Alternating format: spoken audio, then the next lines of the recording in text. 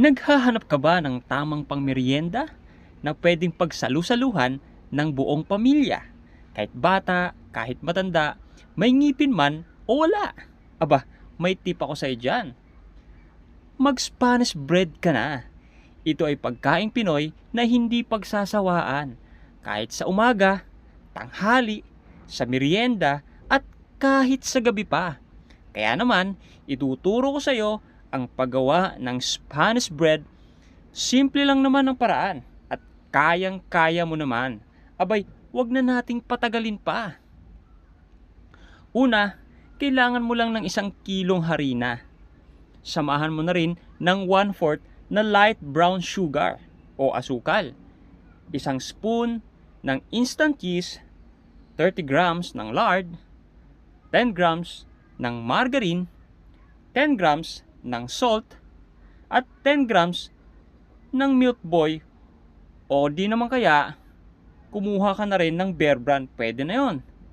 At syempre, para magkaroon naman ng kulay at hindi maputla, sasamahan mo siya ng food color na ang color na ito ay egg yellow. At sa tubig naman, kinakailangan mo lang ng 1 hanggang 2 can at depende na rin ito sa uri ng harina. Meron kasing harina na medyo matakaw sa tubig at meron naman na hindi matakaw sa tubig. At samahan mo na rin ng vanilla extract. Haluin mo lang mabuti ang dry ingredients at liquid ingredients at pagkatapos nun, pwede mo nang gamitan ng dough machine. Pagka wala ka naman dough machine, pwede na rin kamay, pwede na rin mano-mano. Kailangan mo lang ma-achieve ang smooth at flexible na texture ng iyong dough. Ayan, medyo okay na siya.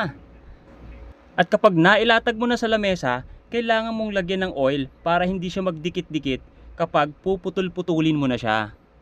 O, di ba? Napakasimple lang. Kayang-kaya mo yan. At para naman sa palaman, kailangan mo lang ng 300 grams ng margarine, 300 grams ng wash sugar o light brown sugar, at 1 spoon of vanilla extract. Haluin mo lang mabuti at pwede nang ipalaman, depende sa sukat o dami na gusto mo. O, di ba? Napaka-smooth ng ating Spanish bread at malapit na siya nating lutuin. Ayan, nilalagyan natin siya ng breadcrumbs para hindi siya magdikit-dikit kapag nilalagyan na natin sa plancha. Sa tamang init lang ng oven, dapat nating lutuin para hindi naman siya maging tutong o maging uling. Sa 150 to 180 degrees Celsius, dun lang natin siya lulutuin sa tamang init na yon. O, ayan na. Luto na ang ating Spanish bread na talaga namang matatakam ka. Dahil ito ay punong-puno ng sarap. O, ano pang hinihintay mo? Aba, bumili ka na sa pinakamalapit na bakery sa paligid mo. At kung ikaw naman ay dito sa Santolan, so hanapin mo lang ang Koi's Bake Shop na matatagpuan sa Gabriel Street. Dito lang sa taas ng talipapa. Mga boss, sana nagustuhan nyo ang video na ito.